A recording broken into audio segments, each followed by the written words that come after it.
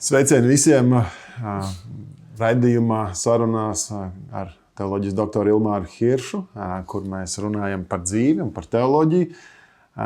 Neesam sen Ilmāru šādā formātā tikušies. Šoreiz esam pat nomainījuši vietu, kur tiekamies. Bet, mēs esam pazemināti. Mēs esam pāris stāvus zemāk. Bet es ceru, ka Dievs pieņems to, ko viņš līdz mūsu sirdī. Un ceram, ka arī varēsim būt par svētību ikvienam, kas mūs skatās, vai no YouTube, Facebookā, vai klausās Spotify. Bet pēdējos 2 mēnešos ir ļoti aktuāla Latvijā tēma par Bībeli, par Bībeles tulkojumiem. Un arī mēs ar tevi šodien gribam mazliet vairāk par šo tēmu runāt. Bet pirms mēs tai tēmai pieskaramies, vai tu vari pastāstīt un atcerēties mazliet savu pirmo sastapšanos ar Bībeli? Kas bija tava pirmā Bībele, kas tev viņu uzdāvināja? Vai tu atceries, ko tu sāki lasīt un kā tas notika? Kas tas bija par tulkojumu?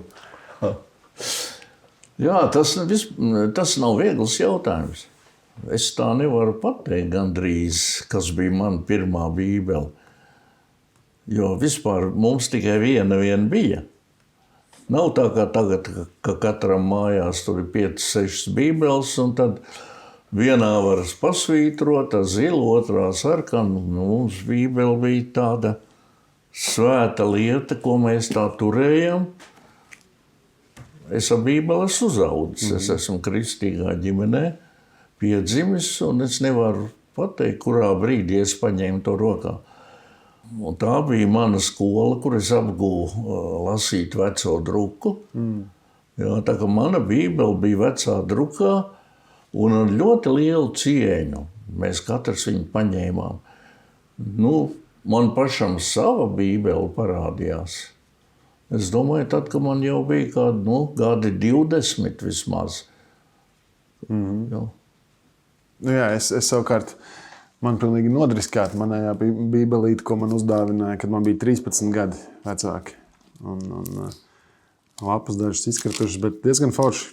Man ir joprojām prieks, jo tur pirmā lapā, tas bija 2003. Gada Ziemassvētkos, kad man un manām māsām mums vecāki uzdāvināja bībeles. Tā bija bībele pusauģiem, toreiz viņi saucās.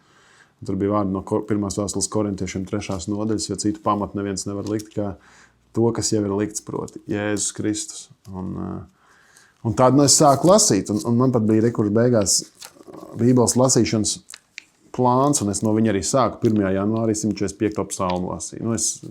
Un tā tālāk cauri visam. Un tas bija lielā mērā tāds labs un svētīgs laiks, kad es... Bet toties es tagad esmu atguvis to. Jo tad, kad es biju bērns, tad mums uz ģimeni uz 3 cilvēkiem bija viena bībele. Tad tagad man plauktā ir, es domāju, kādi 2 vai 3 metri tikai no bībelēm vien. Jā, es tagad tā ātrumā skaitu, cik man ir kaut kādas, virs 10 noteikti. Bet kādas ir mīļākas un vairāk lietotas, un kādas ir, kā varbūt gandrīz nav atvērtas, bet dzīvē dažādos vai notikumos ir dāvināts vai iegādātas. Kā citā veidā dabūtas bībeles ar dažādiem tulkojumiem, ar dažādiem pielietojumiem, dažādiem pat mērķiem, bet tu vari mazliet mums iedot tādu ieskatu vispār, kā bībeles teksts ir radies, jo mēs sakam, bībele ir autoritāte, mēs uz to skatāmies, kā pirmā draudze funkcionēja. Pirmai draudzēji jau nebija bībeles, viņiem bija vecā derība, viņiem cirkulēja kādas vēstules, bija daudz stāstu no apustuļiem. Jā, tas ir uz tā fona, ka pēdējā laikā dažādos līmeņos ir plašas diskusijas mums tautā, jā. Un brīžiem ļoti karstas, varētu teikt, pat tādi kā bībeles kari. Iesaistās speciālisti, iesaistās nespeciālisti, zinošāki, tādi, kas tikai pausu galam kaut ko dzirdējuši. Apsaukājam viens otru šī fona, brīžiem pat diezgan nesmuki. Brīžiem piedraudot ar sūdzēšanu tiesā, ar garu izdzīšanu, tas repliks iet, tas ir brīvdomīgs, tas ir liberāls, tas ir konservatīvs, tas ir veselīgi domājošs, tas nav veselīgi domājošs. Es ticu, ka man arī kāds medāls jau kaut kur piekabināts ir.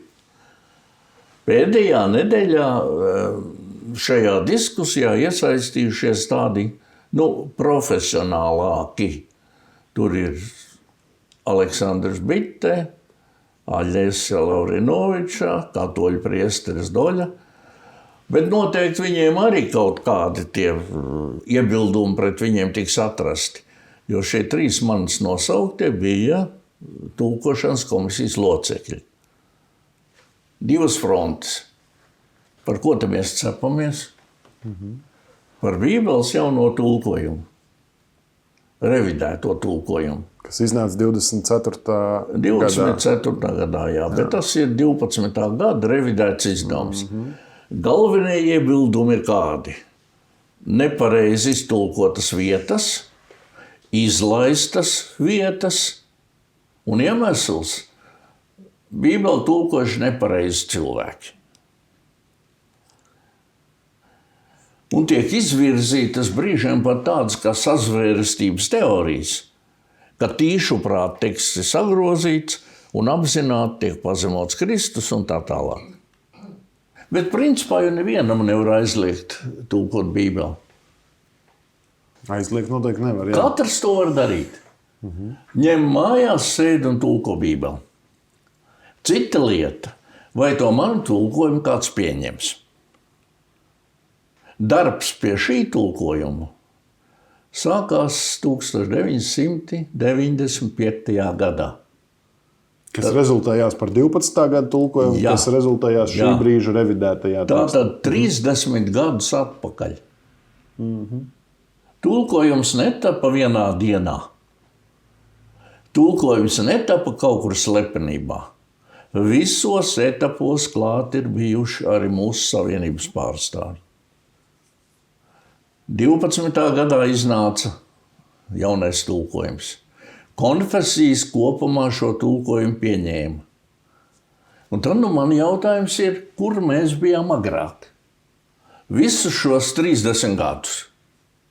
Kāpēc tad nebija nekādu tik krasu iebildumu? Šis ir revidētais izdevums. Kas šajā revidētajā izdevumā ir būtiski izmainījies? Tulkotāji lielā mērā arī ir tie paši. Kas ir izmainījies? Es ikdienā lietoju 12. gadā tulkojumu. 24. esmu internetā paskatījies, bet tā nevarētu teikt, ka ļoti dziļi es iepazinies ar viņu. Es nezinu, kas ir izmainījies. Kāpēc pēkšņi visi sāk masveidā iebilst pret jauno tulkojumu? Es apmēram, mēs zinām vēsturiski, kā attīstījās tā eskalācija šobrīd. Ka gadu mijā Kristīgā radio raidījumā tika pacelts šis jautājums un ļoti tika radikāla pozīcija izteikta, ka tas tulkojums nav labs. Un kā jau tu minēji, ka tur ir šie pārmetumi par pantiem, par kaut kādām nekorektām rīcībām. Ja mēs gribam būt pavisam atklāti, tad runa bija par cilvēkiem. Mēs sakam par personālajām pārmetām. Par personālajām. Bet tie paši cilvēki bija iepriekš arī klāti. Daži, ne visi. Bet jā. Redz, ja man jāvērtē tulkojums, šis Bībeles tulkojums, un droši vien tu gribi, lai es to izdaru šodien, vairāk vai mazāk, tad es gribētu sadalīt to tādās 2 daļās. Jā, 2 lielās. Vispirms jārunā par profesionālo kvalitāti. Un tad man ir jāatgādina dažas lietas. Varbūt ne visi ir teoloģiski izglītoti. Dažas lietas par teksta tradīcijas attīstību. Bībeles kanons, tāds kāds mums viņš šodien ir,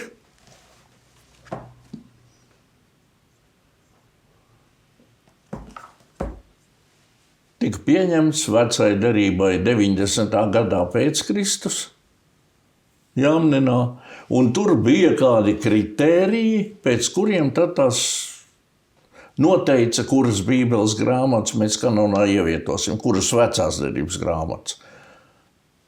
5 Mūzes grāmatas, viss pārējais tika vērtēts saskaņā ar 5 Mūzes grāmatām, tika atmesti sacerējumi grieķu valodā un tika atmesti raksti visi, kas uzrakstīti pēc Ezras, pēc pravieša Ezras.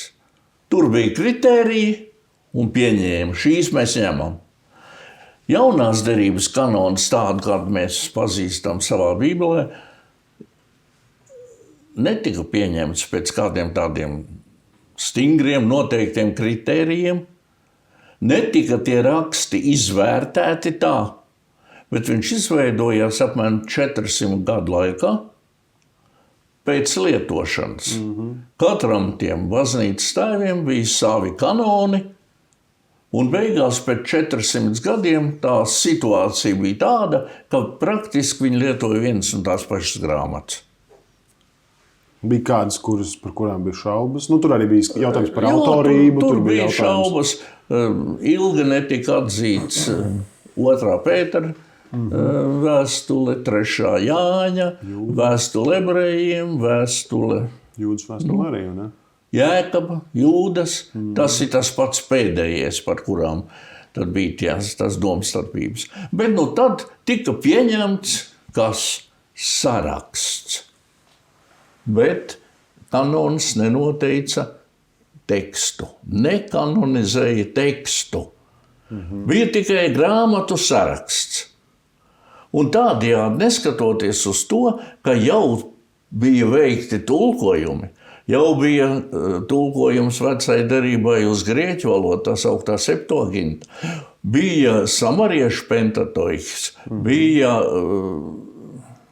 ebreju teksta aramiešu varianti. Neskatoties uz to visu, teksts kopējs nebija. Un mums arī šodien nav pieejams neviens ebreju bībeles pilna teksta manuskripts, pilns teksts ebreju bībelei, kurš būtu uzrakstīts pirms 10. gadsimta. 10. gadsimta. Tas ir pirms 1000. gada. Nav pilna teksta. Mēs runājam joprojām par veco derību šobrīd. Jā, pašlaik ir par veco derību runa. Un tas rada grūtības tajā ebreju bībeles oriģināla teksta restaurācijā. Sākotnēji tika lietots senebreju raksts, bet Jēzus laikā, acīm redzot, jau bija pārgājuši uz kvadrāta rakstu. Tas nozīmē, ka burtu forma bija tāda, lai viņš iezīmētos iekšā kvadrātā vai puskvadrātā. Tas ir līdzīgs tam jau, kas ir... Jā, līdzīgi tam. Tas ir kvadrāta raksts. 2. gadsimtenī vispār jūdu reliģiskie vadītāji noteica, ka senebreju alfabets nav piemērots reliģiskiem tekstiem un atļauj lietot tikai kvadrāta rakstu. Bet tas ir līdzīgs, kā šodien ir, bet tas bija bez patskaņiem. Tas bija tā sauktais konsonantu raksts.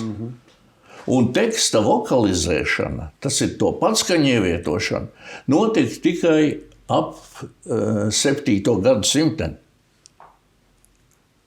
Un šis process pieļāva dažādu interpretāciju, liekot iekšā tos patskaņus. Nu, piemēram, ja mums būtu 2 latviešu valodas burti, Z un M. Ziema. Zīme. Zeme. Zeme. Zemes. Tātad, vokalizējot tekstu, sastapās ar šādām grūtībām. Zināmā mērā tā jau bija interpretācija, ko tie tradīciju turētāji, viņus sauc par masoretiem, viņi skatījās kontekstu, viņi skatījās, kā viņi domā un ielika iekšā to savu domu vairāk vai mazāk tekstā. Bet rezultātā tātad šis darbs tika pabeigts 8. un 9. gadsimtenī jau pēc Kristus. Un izveidojās tā sauktais Masoretu teksts. Un no tā laika tas teksts vairāk nav mainīts. Un kristieši ir pieņēmuši šo tekstu vecai derībai.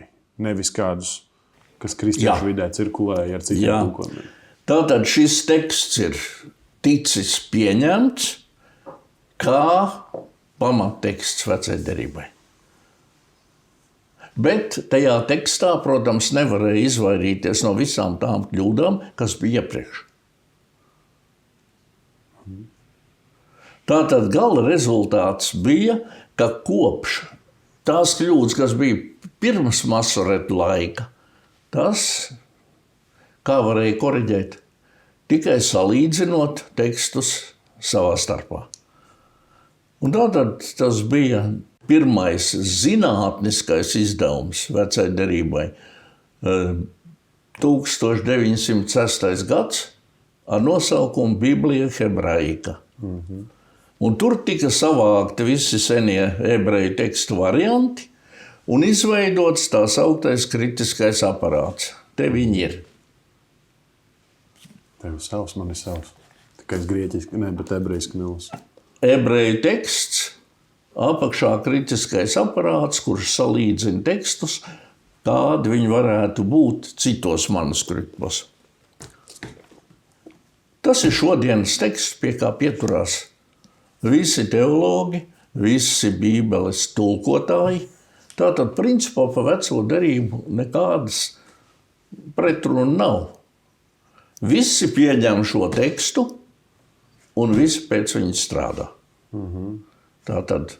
Un atrodot arī kaut kādus senākus tas tiek ievietots nākošā. Mēs varam pārbaudīt, ka viņi sakrīt ar šo, kas ir jau tur 1000. gadā. Un mēs redzam, ka un tiek ievietots nākošā izdevumā atkal klāt. Ar jauno derību sarežģītāk.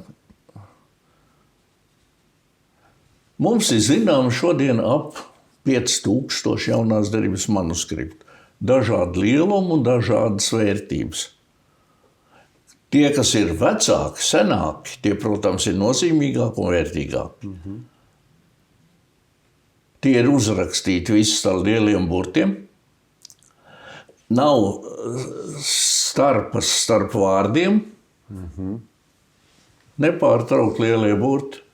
Mums jau ir dalījums.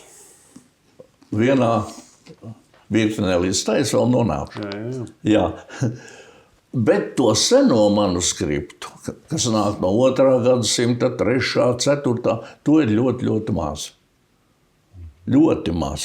Un arī tie ir mazi fragmenti visbiežāk. Ir tādi mazi fragmentiņi, kuri bet pat tādi ir maz.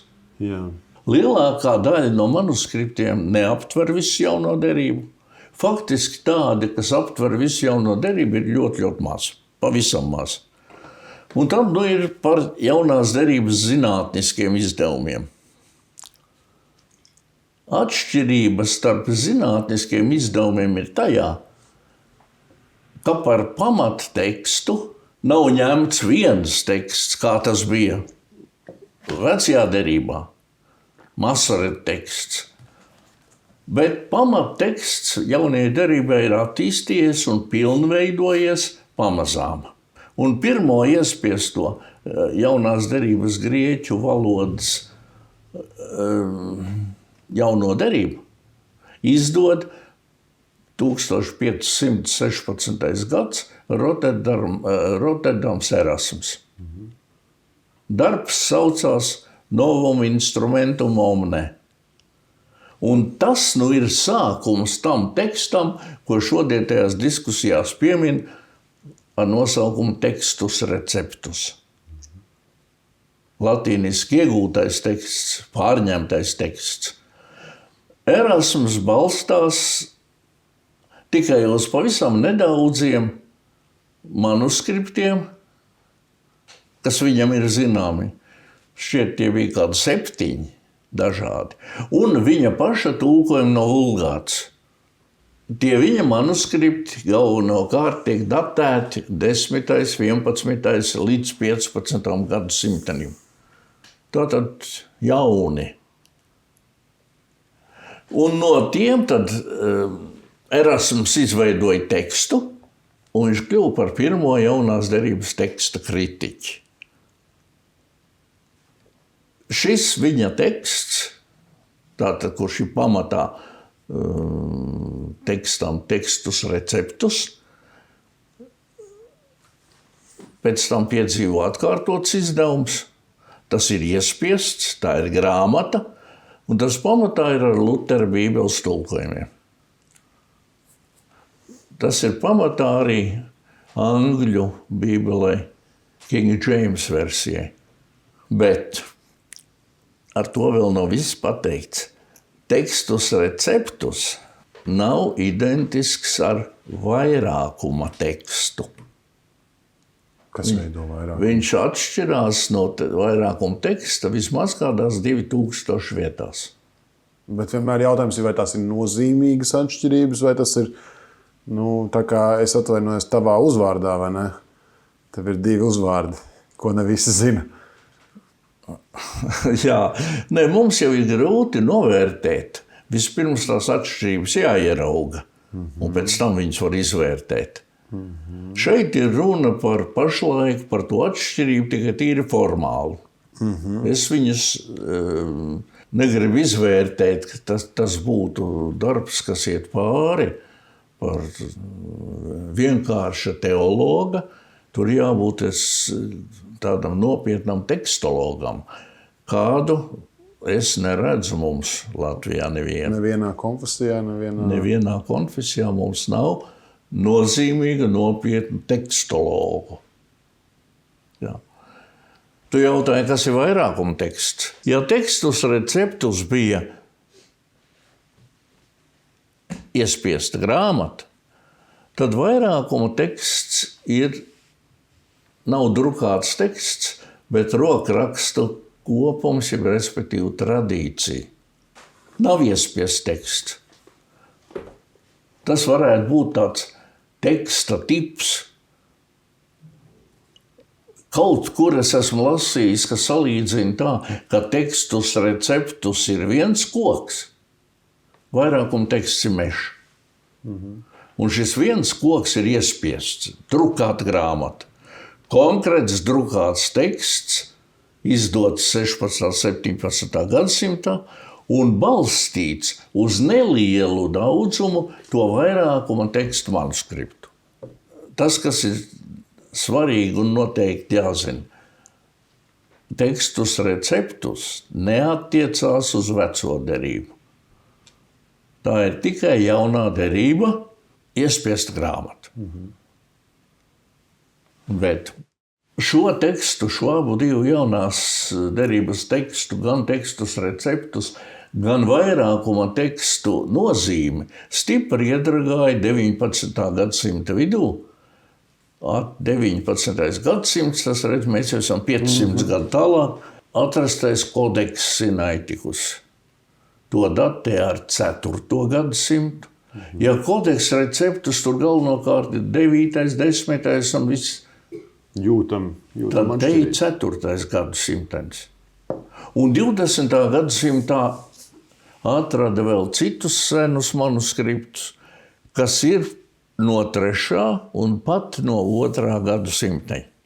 Piedāvām vēl tas Codex Sinaiticus, ko atrada. Tur kopā ir 1460 lapas. Tas nav tāds mazs gabaliņš.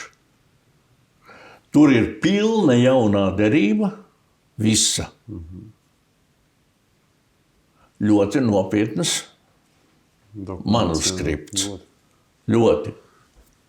Un tad, teologi sāka uz šīs bāzes, uz Codex Sinaiticus bāzes, veidot visu savu turpmāko pētniecību. Tišendorfs atteicās no tekstus receptus un ņēma par pamatu šo Codex Sinaiticus. Tajā darbā iesaistās tālāk arī tādi kā Nestle, vēlāk Alans, un gala rezultātā top šī grāmata Novum Testamentum Grēts.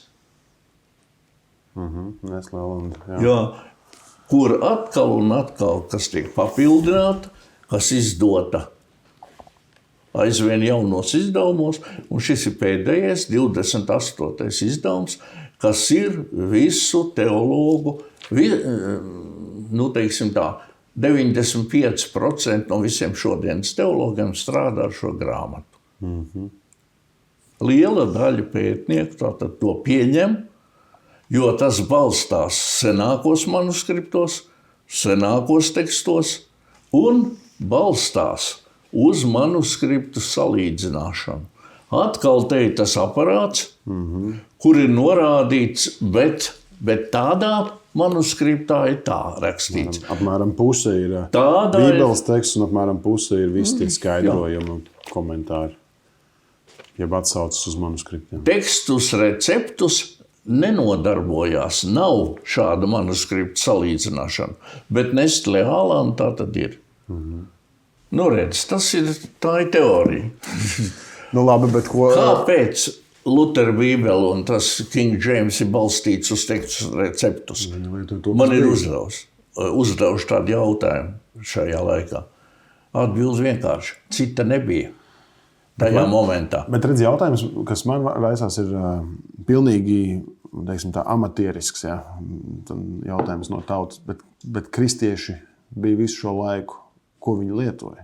Nu labi, bija katoļu baznīca, bija latīņu bībeles un daļa no priesteriem, kas kalpoja, nemācēja ne lasīt, neko, viņi tur kaut ko stāstīja. Kā ko lietoja? Nu, Luters iztulkoja no tekstus receptus, bet pirms tam, kas viņam bija? 1500 gadus jau kaut ko lietoja. Pirmā draudze, ko lietoja, klejoja pa draudzēm šīs vēstuļu kopijas. Pirmai draudzē nebija pat kanona vēl. Nu, tur tā lieta. Jā. Ceļoja šīs vēstules, kas bija uzrakstīts uz pergamentiem, uz ādām, vēl visādos veidos viņas tika nodotas, pavairotas. Un tad, kad kanonizēja šīs grāmatas, viņi kaut kā viņas uzglabāja, pavairoja, nodeva tālāk. Pirmie kristieši un līdz Gutenbergam, kad sākās iespiešana, visu laiku visu pārakstīja ar roku. Tāpēc jau ir radušīs atšķirības. Ja vecajai derībai bija masoreti, tātad cilvēki, kuri par to vien trīcēja, pārbaudīja, skaitīja burtus rindiņā, skaitīja burtus, cik burti ir vienā lapā, atzīmēja tik, un katrai rindiņai pretī. Tad jaunā derībā nebija šādi tradīcijas saglabātāji. Tāpēc tās atšķirības ir tik lielas dažādos manuskriptos. Un noteikti, ka jaunā derība arī piedzīvoja daudz vairāk tulkojumus, kas uz Āfriku gāja, kas uz Āziju gāja, kas uz Ziemeļiem gāja. Jā. Bet vēl var teikt, ka šī te versija Nestle Alanda ir pamatā 1965. Gada tulkojumam. Jā. Un ir pamatā 12. gada tulkojumam. Un Gliks lieto receptus? Gliks lieto tekstus receptus. Jā. Nu, pastāv vēl tādas teorijas. Tie, kas aizstāv tekstus receptus šodien, saka, kad kodeks Sinaiticus, tas ir viltots. Ka tas nav sens manuskripts, bet ka tas ir sarakstīts 19. gadsimtā un pēc tam paši atraduši. Cik ticams ir šāds arguments? Ir tāds uzskats, ir tāds uzskats. Nē, labi, bet... Mēs varam tikai pieņemt vai noraidīt. Jā, bet vienmēr ir jautājums, vai ir ticamība kaut kāda 0,1% vai 78% ticamība. Nu jā, tas jāizšķir tev pašam. Es neesmu eksperts. Jā. Tu no mums esi Tātad es pieņemu vai nu to, vai to. Es esmu pieņēmis un es strādāju pēc Nestle Alanda. Bet atbildes, tādas viennozīmīgas atbildes, kas tad ir šis Vai tas ir īstais teksts vai tas ir īstais teksts? Tādas atbildes nav. Nu, lūk, un tad atkal tas jautājums, kur tu teici, ka mēs viņā nevaram kvalitatīvi šobrīd ieiet, bet cik nozīmīgas ir tās atšķirības? Nu, patiešām, ja tur ir pilsētas nosaukumā... Tas ir Elijs Miķelsons, man liekas, jā. Mūsu Elijs brālis ir Miķelsons tāds, ir sastādījis tādu plašāku, visu aptverošu atšķirību sarakstu. Starp glīka tulkojumu un... Nē, nevis starp tulkojumu, bet starp tekstus receptus un Nestlé Alandu. Tātad, dažus piemērus es varu nosaukt. Nu, piemēram, Marka evaņģēlija 16. nodaļa, pašas beigas, no 9. līdz 20. pantam. Tekstus receptus ietver visu šo garo nobeigumu. Jēzus parādās pēc augšām celšanās, čūsku ņemšana rokās, indes dzeršana, viss tie interesantie panti, kas tur ir, tie ir pilnā apjomā tekstus receptus. Nestlé Alands atzīmē šo te Marka evaņģēliju nobeigumu no 9. panta līdz 20. kā vēlāk pielikumu.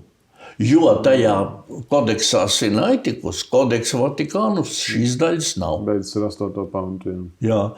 Savukārt tajā revidētajā tulkojumā, mūsu izdevumā, viņš ir gan iekļauts pilnā tekstā, gan ir vēl norāde. Jā, arī 12. gadā es skatos. Arī 12. ir iekļauts un norāde. Vēl viens piemērs. Jāņa evaņģēlijas 7. nodaļa, 58. pants un 8. nodaļas sākums. Sieviete tiek pieķerta laulības pārkāpšanā. Un tad Jēzus saka, kas no jums ir bez grēka, lai pirmais met akmeni. Tekstus receptus, teksts ir pilnā apjomā. Nestlé Alandā piezīme agrīnos dokumentos tas nav sastopams. Mūsu tajā revidētajā tulkojumā ir iekļauts pilnā apjomā. Nu, vēl ir vesela virkne piemēru, kas var teikt 1. Jāņa vēstule, tā sauktā Comma Johanneum, kur arī ir Tēvs, Vārds un Svētais Gars, šie trīs ir viens. Jā. Revidētā tulkojumā mūsu tā ir norāde, ka tā tas ir. Mūsu Tēvs debesīs arī beigas ir izlaistas, nav, jo tev pieder valstības spēks un gods. Ka tā ir vēlāk tradīcija pievienot. Tā ir atkal atzīmēta tajā mūsu revidētajā kā ar norādi. Apostuļu darbos, kur Filips kambarī un kur Kristī, tekstus receptus ir iekļauts pilnā apjomā. Agrīnos manuskriptos nav. Revidētajā tulkojumā ir norāde. Bet ar to norādi ir tā. Ir kādi, kas ir man rakstījuši un teikuši, ar to ir par maz norādi. Jo nav skaidrs, par kādiem manuskriptiem ir runa. Nu, tad ir jāņem šī grāmata un tur tieši tā. Kurām vienkāršām Bībeles lasītājiem tas būtu svarīgi? Kurā manuskriptā tas ir vai nav? Un ja viņš ir profesionāls, lai pēta pats. Nu redz, un pie tiem tulkojumiem vēl tā varētu teikt. Faktiski ir 3 tulkojuma veidi. Viens ir formālais tulkojums, tas ir teksta reproducēšana no vienas valodas otrā, vārds vārdā. Nedomājot par stilistiku. Pēc iespējas precīzāk. Ja var, tad pat saglabā oriģinālā teksta vārdu kārtību. Nu, grūti ir dabūt augstvērtīgu literāro kvalitāti. Tas otrs tulkojums ir dinamiski līdzvērtīgais tulkojums. Kur mēģina... Mērķis ir mūsdienu lasītājam atstāt to pašu iespaidu, kā tas oriģināls ir atstājis uz toreizējo lasītāju. Nu, tas šajā vietā tas klasiskais piemērs ir, ko es esmu dzirdējis, ka kaut kur Āfrikas cilts valodā mūsu teksts Es esmu vīnukoks un jūs tie zari, Jāņa evaņģēlija 15. nodaļa.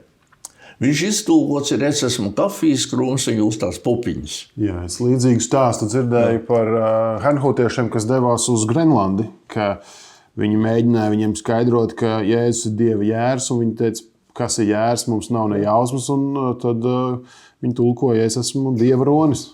Jā. Dieva ronis, jā. Tātad šis ir dinamiski līdzvērtīgais. Un trešais ir brīvais tulkojums.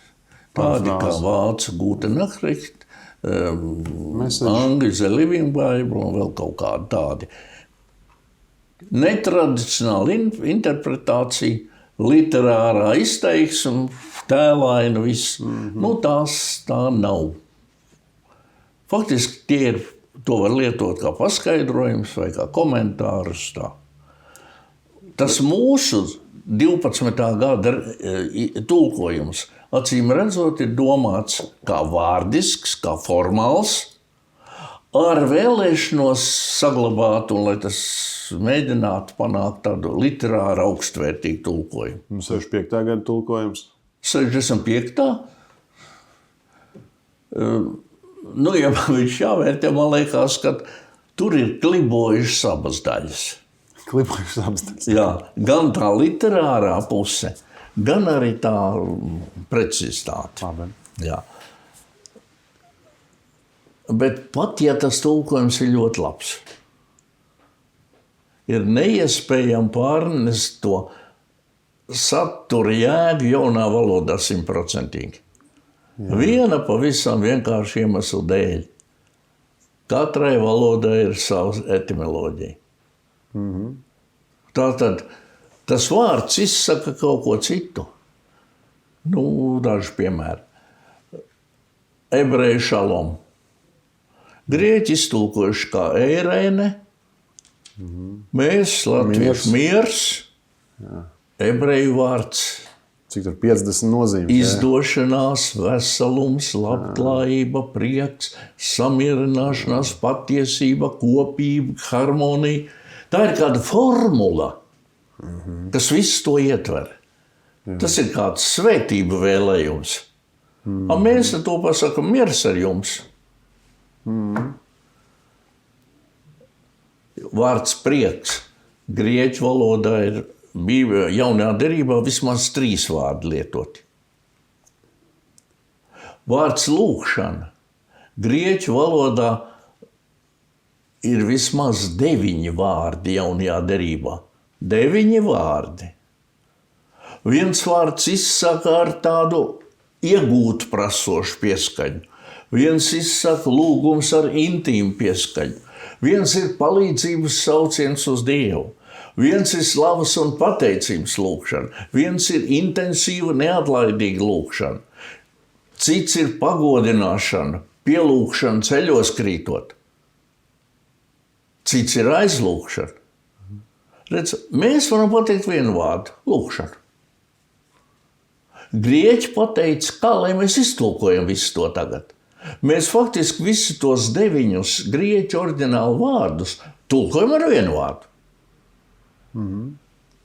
Kaut ko pazaudējam. Nu, ja es tūlīt to teoriju beigšu. Neviens tulkojums nav precīzs. Jebkurš tulkojums ir atkāpšanās no oriģināla. Bet mums jau arī oriģināla jo nav. Tā oriģināla nav, un katra valoda ir ar savu etimoloģiju. Otra lieta. Strīdi pašlaik notiek faktiski par to, kurš pamatteksts ir lietots tulkošanai. Ir teologi, kas turās pie viena, ir teologi, kas turās pie cita. Un katrs uzskata, ka tas ir tas viņa. Nu, bet ja tu saki, ka gan 65. gan 12. un tagad 24. gada ir turējušies pie šī, nu labi, Glikam nebija šāds pieejams, tāpēc viņš lietoja to tekstus receptus. Nu, tad mums pēc būtības ir 2 varianti. Vai nu turēties pie Glika tulkojuma, vai arī pie kāda no šiem latviešu valodām. Jā, ja mēs skatāmies tikai latviešu valodu un nelietojam šo, Jā. Tā tad vai nu gliks, vai 65. vai 12. gads. Tāda mums ir iespēja. Lielākā daļa šodienas teologu turās pie Nestlé Ālanda, kā es teicu. Un ar teologiem tu nedomā, tu domā dažādu konfesiju, baptistu, luterāņu, katoļu, Jā, es domāju dažādi. Jā, es domāju dažādi. Arī katoļi turās pie Nestlé Ālanda, arī luterāņi turās pie Nestlé Ālanda. Problemātiski ir ar pareizticīgiem. Ko viņi lieto? Viņiem vispār Bībeles kā tādas. Tāda autoritāte, viņi ir definējuši Bībele un uz tā paša plauktiņa, uz tā paša līmeņa stāv baznīcas tēvraksti. Tagad tur tā 12. gada tulkojumu, revidēto. Profesionālā ziņā es vērtēju kā nesliktu. Kas ir no tevis viens no labākajiem vērtējumiem. Neslikti. Jā, tie, kas man pazīst, tie zina, ka tas nav tas sliktākais vērtējums.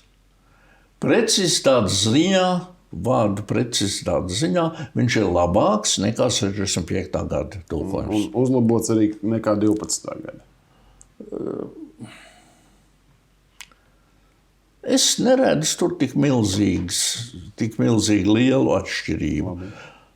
Abi viņi balstās Nestlé Ālandā. Abi. Jā. Mēs varētu debatēt par atsevišķiem vārdiem, par latviešu izteicieniem. Par nozīmēm, par etimoloģiju, konotāciju. Piemēram, es tagad darbojos ar Kaldu svētru. Jā, tur ir svētīgi un laimīgi. Jā, tā ir viena lieta, bet, piemēram, 6. pants. Viņi Matai 5. jā. Domāju, ka es nekļūdīšos, tur ir teikts laimīgi izsalkušie un izslāpušie pēc taisnības, jo Dievs viņiem dos pa pilnam to. Pa pilnam to dos, jā. Jā. 12. gadu. Jā, bet vai tur ir Dievs rakstīt? Tu teiktu, ja mēs atveram šeit grieķu, tur nebūs Dievs. Nebūs Dievs. Nebūs Dievs, bet viņi ir iztulkuši, likuši Dievs viņiem dos. Un kas tur būs? Tur ir nekas. tas. Tiks paēdināt. Skaidrs. Tāpat arī 7. pantā Kalnu svēturnā 5. nodaļas 7. Viņi ir iztulkots, jo Dievs būs viņiem žēlīgs. Pareizs teksts ir, jo tie dabūs žēlastību. Dievs tur nav. Bet tie tādi. Matu skaldīšana? Vai nozīme? Ja mēs strikti turamies, vajag precīzi, tad tas ir neprecīzi. Tu tulkot citādāk. Katrs sevi cienošs teologs, jebkurš, viņam vajadzētu to pantu, par ko viņš runā, ko viņš grib komentēt, iztulkot pašam. Tu saglabā savus tulkojumus. Tu sludinās, piemēram, tu saki, es gatavojos par Kalnu svētrunu, tad tev ir kaut kur failiņš, kur ir tāda tulkojuma. Nē, man nav viņi salikti atsevišķi kaut kur. Bet pie tām svētrunām, ka tu veic ekseģēzes darbu, tu visu... Noteikti ir. Jā. Es vienkārši kādreiz domāju, ja es sludinājis par cauri savai dzīvē gandrīz visu jauno darību, tad jau varētu teikt, saliekam hiršu tulkojums un miers. Nē, kāpēc? Tev pašam jāiztulko. Tad man jāiet pie tevis mācīties grieķu valodu un ebreju. Labi, bet tas, ko es sadzirdēju, tu man palaboji, ja es kļūdos. Mums ir lielā dilēma par to, vai mēs sākam, Erasmam bija taisnība tajā 1500. gadā, kad viņš salika tekstus, receptus, vai arī vēlāki atradumi, tomēr mēs uzticamies, ka viņi nav konspirācija, bet patiesi labi vēsturiski uzticami avoti, un tādā gadījumā mēs sakam, tad turamies pie tā, kas ir Sinaiticus, vai ne? Tas ir mūsu, ja mēs gribam godīgi, akadēmiski pieiet pie teksta, mums jāatbild uz šo lielo jautājumu. Jā. Un tādā gadījumā, ja mēs sakam, es tomēr domāju, ka Erasmam taisnība, tad es ņēmu latviešu valodā un turos pie Glika, kuram mums ir šobrīd laikam 8. revīzija, Ja nē, tad mums ir atkal jau variācijas vai 65. gada vai revidēt, visbiežāk 65. gada revidētais vai 12. 24. gads. Vai ne? Tik tālu es saprotu pareizi. Jā un nē. Labi. Turpini. To, kāpēc nē, es ceru, ka mēs līdz tam nonāksim. Jā, ok. Es gribēju vienkārši šajā ziņā pieiet. Un tad es sadzirdēju no tevis, ka tu teici, ka 65. gada, kas man ir supermīļš teksts, ar kuru es atgriezos. Es vienkārši tos bībeles pantus, kurus es esmu iegaumējis no galvas, viņi skan man 65. gada revidētajā tekstā. Tāpēc, ka tas ir teksts, ar ko es atgriezos. Tas ir tas, caur ko Dievs uz mani runāja. Kaut gan es ikdienā sludinu 12. gada, pamatā. Ir atsevišķi gadījumi, kad es ņēmu 65. gada, kur man vienkārši liekas, ka tas teksts labāk skan valodas dēļ, valodas plūduma dēļ. Vai arī skatoties kādos no angļu valodas tulkojumiem, kuriem es uzticos, ka es redzu, ka tur būtu tuvāk tam. Bet visā visumā, es sadzirdēju, ka 65. gada tulkojums nav tik veiksmīgs. Tu teici, ne tik tuvs oriģinālam, ne tik veiksmīgs valodas ziņā. Tas, ko es dzirdēju. Un tādā gadījumā es teiktu, tad 12. vai 24. par kuru mēs vēl pieķersimies un runāsim. Bet es maz atkāpe no šī, kad man ir cilvēki jautājuši, es saku, par 24. neesmu nopietni iedziļinājies. Es esmu virspusēji apskatījies pāris pantus un pāris vietas interesējošās, bet kad man latviešu valodā, kad cilvēki prasījuši, kurš teksts ir labs latviešu valodā, kurš ir labākais, ko lietot un lasīt, es, protams, neesmu teoloģijas doktors, brīvi nepārvaldu grieķu valodu vai ebreju. Es varu salīdzināt ar tekstiem, kuriem es uzticos angļu valodā, vai kādreiz es varu atvērt datorā programmu un apskatīties, kā tas vārds būtu jātulko un tā un tā. Un es varu vienmēr godīgi teikt no sirds, ka tie 3 tulkojumi, kuri mums līdz šim ir bijuši, gan Gliks, kurus mazāk esmu lietojis, gan 65. gan 12. Viņi visi ir bijuši labi tulkojumi. Es kā amatieris, vienkārši cilvēks, es vienmēr saku, lieto to, kuru tu lasi. Tas tulkojums, kuru tu lasi, ir labākais. Tas ir daudz labāks nekā ideāls tulkojums, kuru tu nelasi. Ja tev ir vienkārši ņem un lasi, un nav mums tādi izteikti herētiski, kur ir maldi. Protams, mēs varam teikt, jā, Jehovas lieciniekiem ir savs tulkojums, un mormoņiem ir tulkojums. Man liekas, ka nav, ka viņi lieto 65. Bet tas nav tik būtiski. Bet tā, šie tulkojumi man nav pretenzija pret viņiem. Redzi, tu teici, diezgan atzinīgi novērtēji to tulkojumu. Tas ir, tu teici, neslīgti. Tu teici, akadēmiski skatoties neslīgti. Jā, bet tajā pašā laikā es nelietoju jauno tulkojumu. Es arī pagaidām vismaz nelietoju viņu. Es tikai ieskatos viņā profesionāli, lai redzētu, kā tad viņi ir iztulkojuši, teiksim, šo vietu vai pantu vai kaut ko, bet ikdienā es viņu nelietoju. Ikdienā tu lieto 65. gada. 65. gada revidēto tekstu. Es pat neskatos. Es nezinu, vai šis, man liekas, nemaz nav revidētais. Tas varētu būt nerevidētais, es tā pēc vākiem skatos. Jā. Kāpēc es nelietoju? Mēs redzam, pildījās otras lielās tēmas. Jā. Tāpēc, ka Bībele primāri nav senu rakstu krājums. Bībele ir Dieva vārds. Un starp tekstu un Dievu tulkošanas procesā stāv cilvēks, tulkotājs. Mākslīgais intelekts neiztulkos. Google Translate arī ne.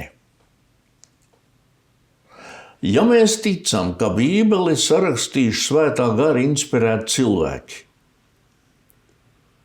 tad ļausim visos procesos, kas ir saistīti ar Bībeli, darboties svētam garam.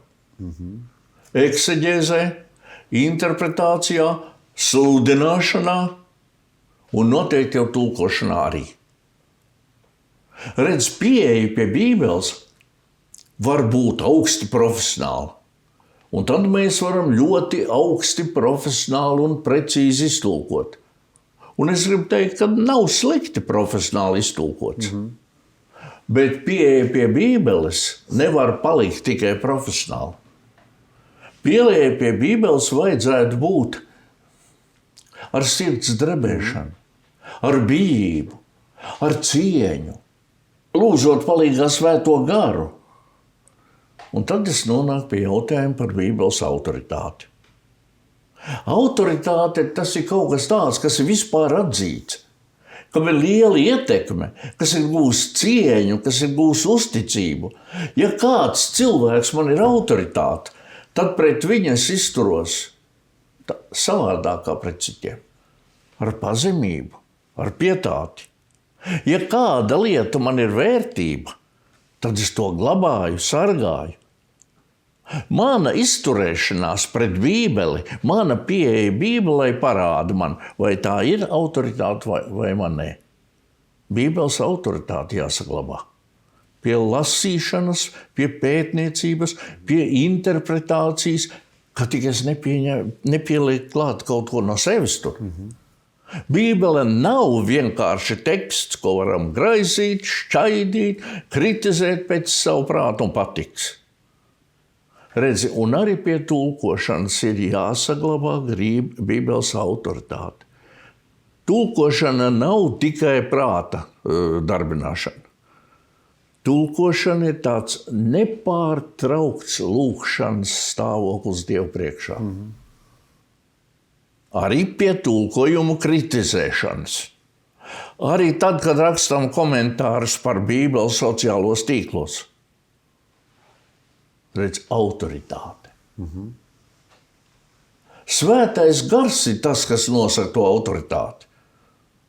Un svētais gars ir tas, ko mēs ticam, kurš iedvesmoja tos rakstu autors, kurš iedvesmoja iespējamos redaktorus, kurš iedvesmoja Bībeles kanonu sastādītājs, neskaitamos tulkotājus, kurš dara Dieva vārdu darbīgu, nozīmīgu, dzīvu, saprotam šodienas lasītājiem. Svētais gars mudina lasīt, pētīt, mācīties. Bībele saka, meklējiet rakstos, bet šajā procesā nedrīkst pazaudēt Bībeles autoritāti. Mēs esam ļoti aizraujušies šodien par Bībeles pētniecību. Ja es gribētu būt pavisam precīzi, aizraujušies ar Bībeles burta pētniecību. Bībeles burtu var izpētīt ar cilvēciskām metodēm. Bībeles burtu var izpētīt nekristietis. To dieviško daļu nē. Un ja mēs apstājamies tikai pie tā Bībeles burta pētniecības, tad mēs Bībeles būtību nesam sapratuši. Arī Kristu nē, arī Dievu nē. Lūksim un ļausim, lai darbojas svētais gars. Un pieeja pie dieviškā, un Bībeli kaut kas dievišks, rāda, vai tā mums ir autoritāte vai ne. Ar dievbijību ir jāiet pie Bībeles, arī pie tulkošanas. Es zinu, ka tu to jautājumu, ko tu tagad gribi, tu man neuzdosi. Es atbildēšu. Es vienkārši domāju, es pat nezinu, kur no jautājumiem tu domā, kur es neteikšu, bet es vienkārši domāju arī par to, kā mēs pieejam tam Dievu vārdam, kad mēs lasam, ka es lasu viņu ikdienā. Es zinu, kad es sāku lasīt, un tas, kā man mācīja lasīt, bija tas, ka tu atver Dievu vārdu un tu lūdz. Tu sāc ar lūkšanu. Pirms tu vispār kaut ko lasi, tu sāc ar lūkšanu. Dievs runā uz mani. Svētais gars runā uz manu gan prātu, gan uz manu sirdi, gan uz manu dzīvi, caur savu vārdu. Es ticu, ka tas ir tavs vārds, ka tas ir darbīgs vārds. Un vēl jau vairāk tam vajadzētu būt pie, tad, kad mēs ekseģēzi taisam, interpretējam, tulkojam. Redz, kur ir? Ko es gribu pateikt? Ka tās ir divas dažādas lietas. Profesionāls tulkojums Varbūt nonāks pie tā, ka varēs kādreiz mākslīgais intelekts arī labi. Domāju, ka neslikti. Viņš jau tagad noteikti var izdarīt ļoti labu akadēmisku tulkojumu. Mēs vakar ļoti ar viņu strīdējamies, ka viņš vienu grieķu frāzi nepareizi tulkoja. Mūsu kopīgais draugs Evalds Urtāns teiks, ka tev nepareizais tulks ir tur gadījies. Droši vien. Es negribu šajā brīdī apgalvot, ka šī 12. gada un tālāk revidētā tulkojuma autoriem Bībele nav bijusi autoritāte. Daļai noteikti tā ir bijusi liela autoritāte. Jā, es negribu nevienam teikt, tas ir bijis, nav bijis cienīgs klāt Bībelē ķerties. Un tomēr dažas lietas, kas man liek stipri šaubīties par to bijības pilno pieeju tam tulkošanas procesam. Tikai vienu. Es zinu, teiks, ka es esmu vecs konservatīvs. Jaunā revidētā tulkojumā vietnieku vārdu es, viņš, attiecībā uz trīsvienības personām tiek rakstīta ar mazo sākumu burtu. Arī 12. gadā, diemžēl, tas tā ir. 12. gadā ir savādāk vēl. Arī citās vietās, piemēram, Dieva gars ar mazo, Dieva dēls ar mazo, svētais gars ar mazo, bet Dieva jērs Jāņa evaņģēlī 1. nodaļā ar lielu burtu. Un interesanti, ka tu pieminēji to nerevidēto 12. gada tulkojumā. Attiecībā uz trīsvienības personām ir lietoti lielie burti. Kādi ir tie spēcīgie argumenti bijuši, kas ir likuši mainīt domas? Ir, kur Jēzus saka, es jūs darīšu par cilvēku zvejniekiem, kas man te atvērts, un tur ir es ar mazo. Tur gribētos, lai būtu lielais es. Bet, jā. Lielā daļā viņš noteikti ir mazo. Baptistu savienības padomes vēstule. Tur ir teikts tā. Šis jautājums pirmkārt ir stila, redakcionālās pieejas un tradīcijas jautājums, nevis ticības satura jautājums. Es tam nevaru īsti piekrist. Protams, rakstība tur ar mazo burtu pat par sevi neiespaido tulkojumu teoloģisko vērtību. Es pie šī jautājuma saku, bet grieķi rakstīja visus lielos, vai ne, ko mēs jau runājam. Un tomēr tas, manuprāt, nav tikai stila. Redakcionāls pieejas un tradīcijas jautājums. Man šķiet, ka tas raksturo pieeju pie Bībeles. Filologi var debatēt par to pareizāko rakstības veidu, bet Bībele primāri nav unikāls senas literatūras piemineklis. Dieva vārds. Un Bībeli nevar pētīt tikai ar racionālām zinātniskām metodēm. Centrā ir svētais Dievs, kurš pats māca, kā viņam tuvoties. Mūzes tūkstnesī, kur Dievs parādās viņam ērkšķu krūmā. Un Dievs saka, nenāc tuvāk, novelc kurpes, tā vieta svēta. Pie svētām lietām jāpiet ar svētu bijību. Profesors Skaidrīta Gūtman teica, ir tikai viens mērķis Bībeles tulkošanā – par uzdevumu pieņemt, ka tā nav literāra, filoloģiska, teoloģiska diskusija un citu kopdarbību. Tā ir svētdarbība Dieva priekšā. Svēto rakstu tulkojumā svarīga ir svētuma tradīcijas saglabāšana. Nevis teksta kritika, nevis konservatīvisms. Svētums ir pazaudēts. Protams, tie lielie burti nav mūsu ticības jautājums, bet tas raksturo sirdis. Tas parāda mūsu attieksmi pret rakstīto. Tas parāda mūsu attieksmi pret autoru. Vārdu maestro aiz cieņas pret cilvēku mēs rakstam bieži ar lielo sākumu burtu. Reizēm visi burti ir lielie. Dieva dēls ar mazu. Tas tikai parāda, ka mēs pret Dieva dēlu tādu īpašu cieņu neizjūtam.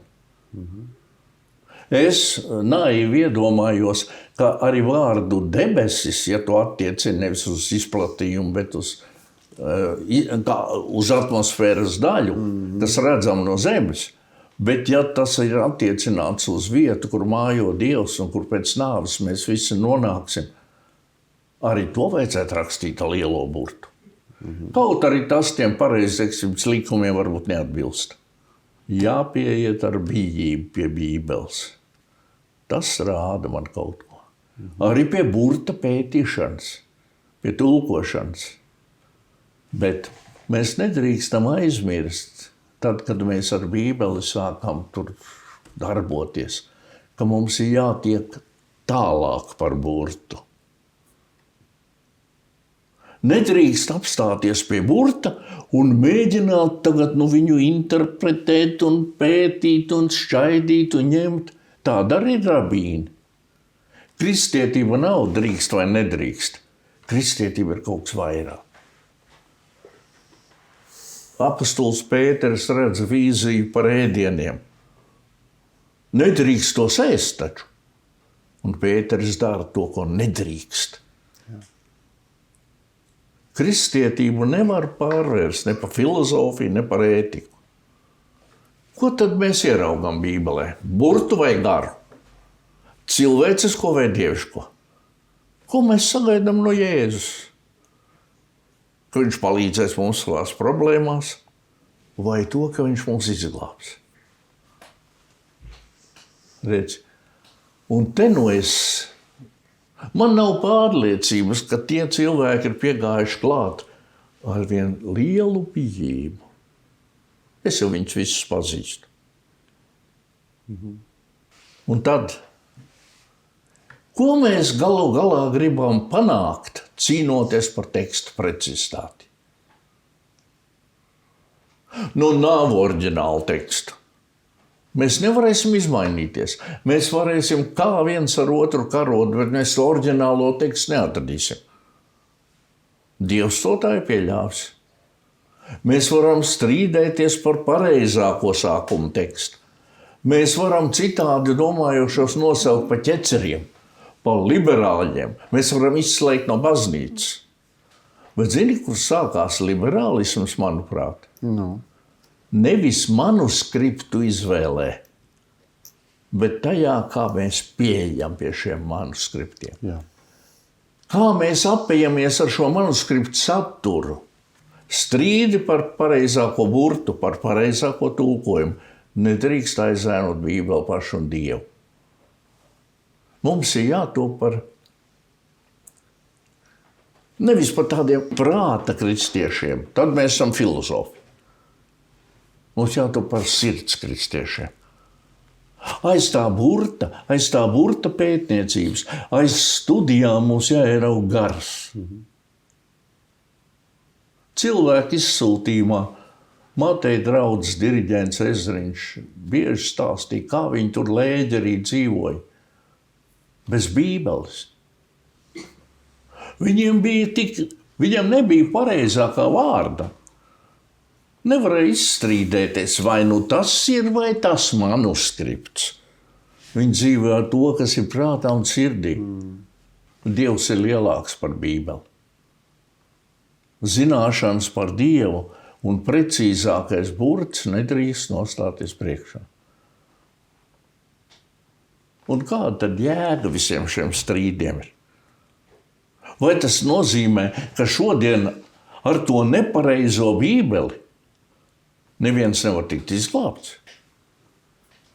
Cauri glābšana ir beigusies latviešiem, jo nav pareizākā teksta. Vai glābšana ir atkarīga no Bībeles studēšanas, interpretācijas, no pareizākā vārda?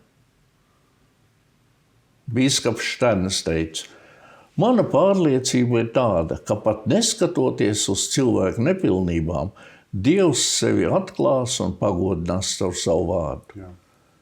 Esmu par to 100% pārliecināts, jo Dieva vārds nav tikai teksts, tas ir arī gars. Un viņa gars ir spēcīgāks par visām mūsu cilvēciskām nepilnībām. Mēs varam diskutēt par niansēm, bet pamatvēsts taču nemainās. Visos tulkojumos ir tā pati. Redzi? Pilnīgi var viņam piekrist. Nemainās tā pamatvēsts no tā, vai nu tur šis vārds ir izlaists, vai te ierakstīts savādāk. Tas Bībeles gars, neatkarīgi no pareizā vai nepareizā burta, ir nemainīgs jau 1000 gadu. Nu, tad satversim to un turēsimies pie tā gara. Bībele man ir autoritāte, tāpēc, ka caur to runā gars. Un tad man šķiet tas jautājums, kurš Bībeles teksts ir īstais, ka viņš novirzās kaut kur otrā plānā un varbūt vēl daudz tālāk.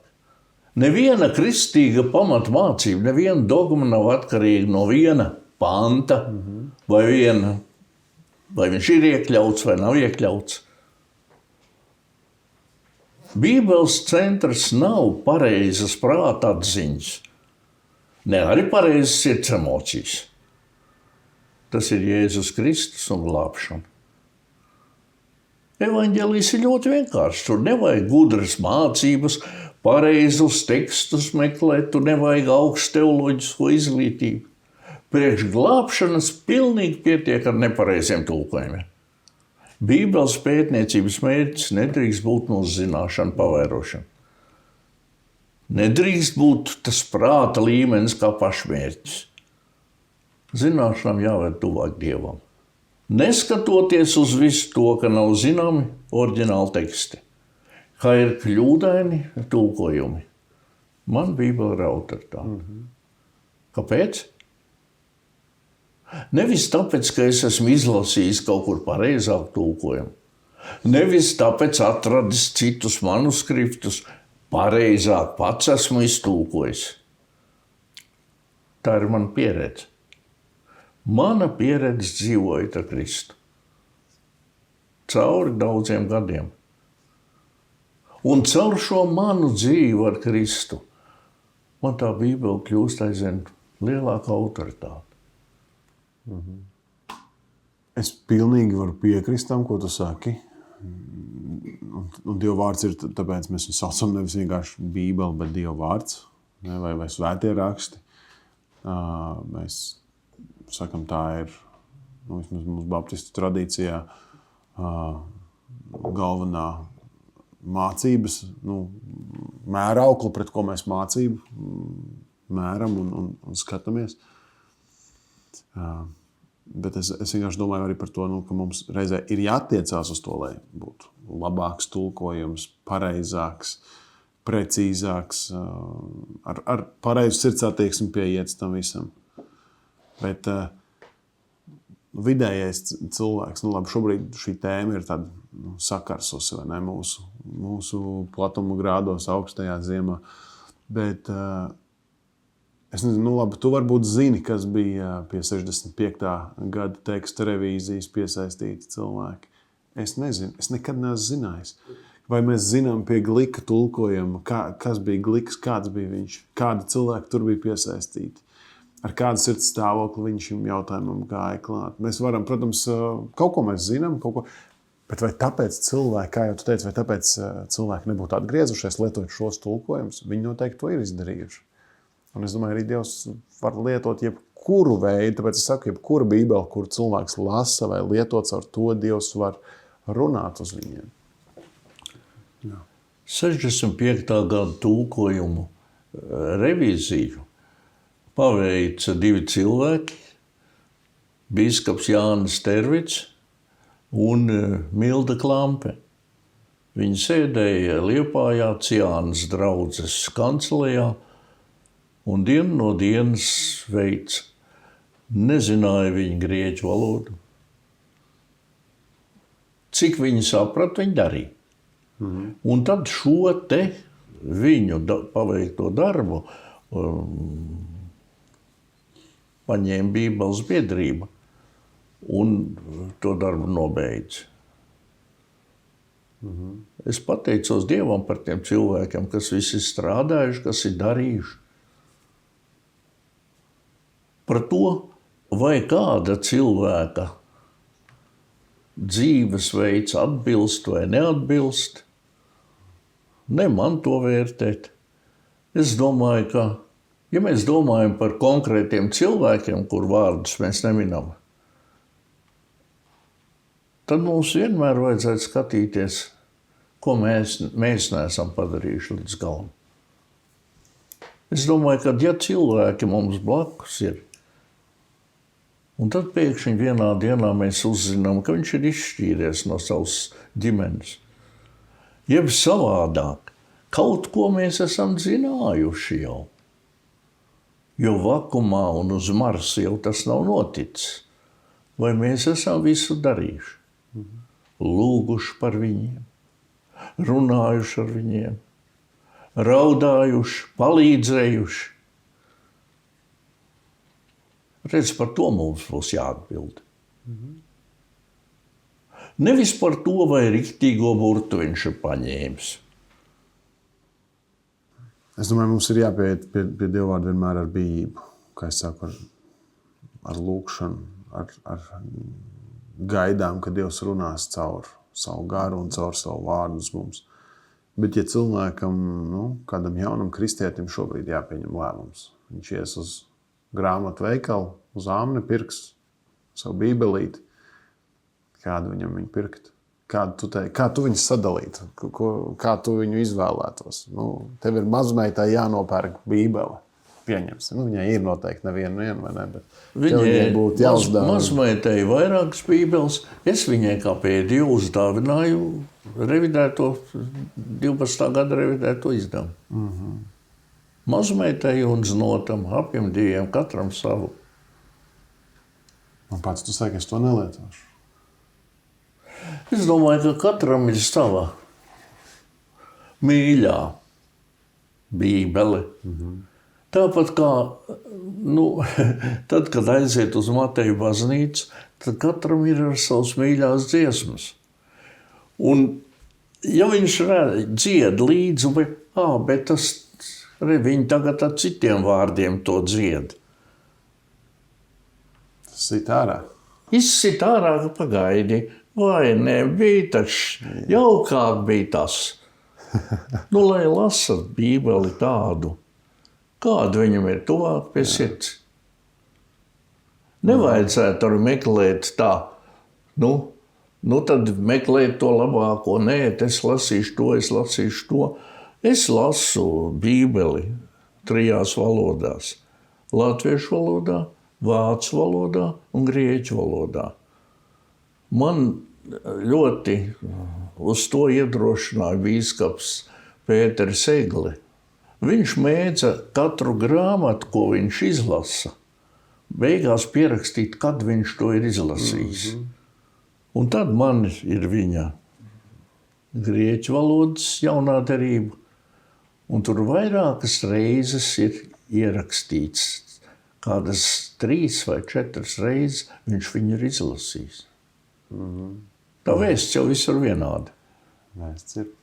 Un ja vēsts mainās, kā Pāvils saka, ja mēs vai eņģelis jums sludina citu evaņģēliju. Mēs nesam atbildību par to, lai mēs to vēstu neizmainām. Jā, tas, ko es arī vienmēr draudzē saku, īpaši jauniem kristiešiem, es saku, pārbaudiet visu, ko mēs sludinām, ko es sludinu pret rakstiem. Ja es kādā brīdī sāku sludināt kaut ko atžgārni, konfrontējiet mani, ja es neklausos, pieaiciniet kādu uzticamu brāli, konfrontējiet mani. Un ja vajag, tad atstādiniet nomatu. Tā. Bet, tu neko tā īpaši nepareizi nepateici. Pagaidām, vai ne? Bet es vienkārši dodu atļauju draudzēji, jo draudzēji ir atbildība. Protams, mācītājiem atbildība pret draudzi, bet mēs ejam blakus tēmā jau. Vai tu vēlēsi vēl kaut ko pielikt pie šīs tēmas? Nē, man liekas, es jau daudz teicu šodien. Jā. Tad es tev gribu teikt paldies, Ilmār. Tu ieviesi zināmā mērā skaidrību par to, kā tas process notiek. Reizē arī atstāja atbildību katram mums pašam izvērtēt, ar kādu sirds stāvokli mēs ejam, un reizē arī atgādinot to Dievu žēlastību, cik viņa ir liela un varena, un kā viņa spēj runāt caur jebkuru Bībeles tulkojumu. Un kā tu teici, nav ideālā tulkojuma, bet es varētu papildināt, teikt, ka mums ir ideāls Dievs. Perfekts, nevainojams, pilnīgs. Un viņš turpina darboties. Viņš turpina darboties arī caur neperfektiem cilvēkiem, neperfektiem tulkojumiem un turpina vest daudz pie glābšanas. Es ceru, ka šī nav mūsu pēdējā saruna pie šī vai cita galda. Un vēlreiz paldies visiem, kas esat bijuši mums šajā sarunā. Ja jums ir šis bijis par svētību, tad droši vai ierakstiet kādu komentāru vai padalieties ar šo video sociālos tīklos un droši rakstiet mums. Mēs priecājamies, ka varam būt arī jums par svētību. Lai Dievs jūs visus svētī.